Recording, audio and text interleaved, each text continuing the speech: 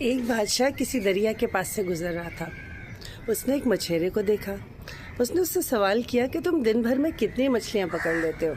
تو مچھیرے نے کہا کہ 3 مچھلیاں پکڑ لیتا ہوں، اللہ میرے لیے 3 مچھلیوں کا انتظام کر دیتا ہے۔ تو روز جیسے ہی میری 3 مچھلیاں پوری ہو جاتی ہیں تو میں گھر چلا جاتا ہوں۔ تو بادشاہ نے کہا کہ میں تمہارے ساتھ ایک کاروبار کرنا چاہتا ہوں۔ دن بھر میں تم مچھلیاں پکڑو، جب تمہاری 3 مچھلیاں ہو جائے وہ تم الگ کر دو، وہ تمہارا، اس میں سے میرا کوئی حصہ نہیں ہوگا۔ لیکن باقی جو مچھلیاں پکڑو گے اس میں سے 3 حصے تمہارے اور 1 حصہ میرا ہوگا۔ تو مچھیرا مان گیا۔ اگلے دن سے اس نے کاروبار کرنا شروع کیا۔ اب مچھلیاں اس نے 3 پکڑی اور اپنے الگ کر دی، باقی مچھلیاں پکڑ کے پھر اس نے بازار گیا، وہاں پہ بیچی، پیسے سنبھال کے رکھے کہ بادشاہ آئے گا لینے، بادشاہ نہیں آیا۔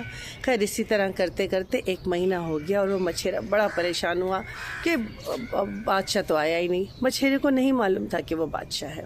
انتظار کرتا رہا۔ خیر ایک دن اس کو ڈھونڈتے ڈھونڈتے بادشاہ کے محل میں جا پہنچا۔